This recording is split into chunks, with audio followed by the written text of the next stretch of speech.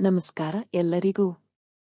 ಇಂದು ನಾವು ತುಂಬಾ ರುಚಿಯಾದ ಮತ್ತು ಸುಲಭವಾಗಿ ಮಾಡುವ ಬಟಾಣಿ ಮಸಾಲಾ ಸಾಗು ರೆಸಿಪಿ ನೋಡೋಣ. ಈ ಸಾಗು ಚಪಾತಿ, ಪೂರಿ, ಸೆಟ್ ದೋಸೆ ಅಥವಾ ರವೆ ಇಡ್ಲಿ ಜೊತೆ ತಿನ್ನಲು ಸೂಪರ್ ಕಾಂಬಿನೇಷನ್ ಆಗಿದೆ.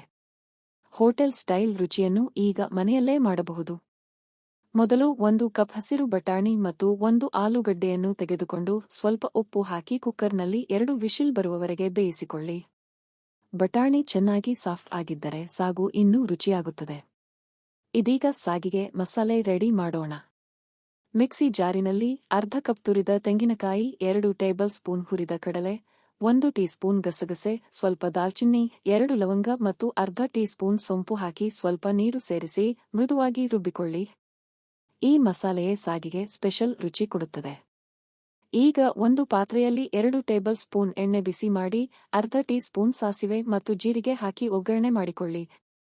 ನಂತರ ಕರಿಬೇವು ಹಾಕಿ ಸಣ್ಣವಾಗಿ ಕತ್ತರಿಸಿದ 1 ಈರುಳ್ಳಿ ಸೇರಿಸಿ ಬಂಗಾರದ ಬಣ್ಣ ಬರುವವರೆಗೆ ಹುರಿಯಿರಿ. ಈಗ 2 ಹಸಿಮೆಣಸಿನಕಾಯಿ ಮತ್ತು ಸ್ವಲ್ಪ ಶುಂಠಿ ಸೇರಿಸಿ ಹುರಿಯಿರಿ. ನಂತರ 1 ಟೊಮ್ಯಾಟೊ ಹಾಕಿ ಚೆನ್ನಾಗಿ ಮೃದುವಾಗುವವರೆಗೆ ಬೇಯಿಸಿ.